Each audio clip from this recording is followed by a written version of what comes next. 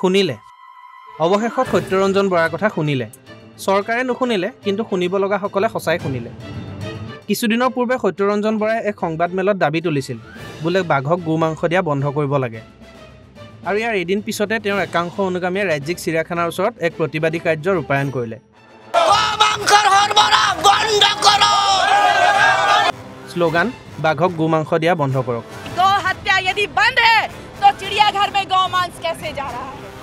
দাবী আছিল অনন্য সঁচাকৈ চিৰিয়াখানাৰ বাঘকনো কিয় গোমাংস দিব লাগে সত্যৰঞ্জন বৰাৰ অকাট্য যুক্তি গৰুক হিন্দুৱে মাতৃৰ দৰে পূজা কৰে তেনেস্থলত গো মাতৃনো বাঘৰ খাদ্য হ'ব কেনেকৈ এয়া হিন্দুস্তান গতিকে বাঘেই হওক বা মানুহেই হওক গোমাংস নিষিদ্ধ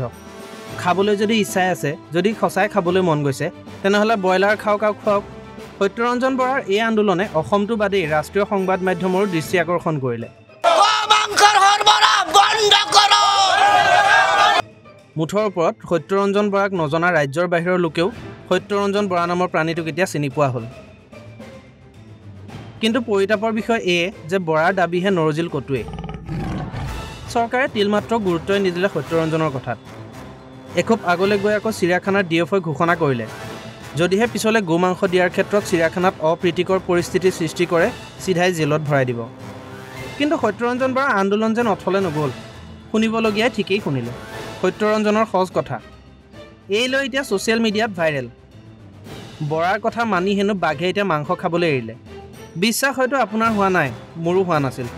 কিন্তু ছ'চিয়েল মিডিয়াৰ এটা বিশেষ ভিডিঅ'ক লৈ এতিয়া সৰব চৰ্চা বাঘে ঘাঁহ খাইছে উদৰ পূৰাই ঘাঁহ খাইছে মাংস হয়তো তেনেকৈ নেখায় বাঘে মুঠৰ ওপৰত কেৱল ঘাঁহকে খাইছে ছ'চিয়েল মিডিয়াত একাংশৰ মত সত্যৰঞ্জন বৰাৰ কথা শুনিয়ে হেনো এই পথ লৈছে বাঘটোৱে কথাটো কিমান সঁচা ৰাইজ কিংবা সত্যৰঞ্জন বৰাইহে জানিব আমি মাথো শুনাটো আৰু দেখাটোহে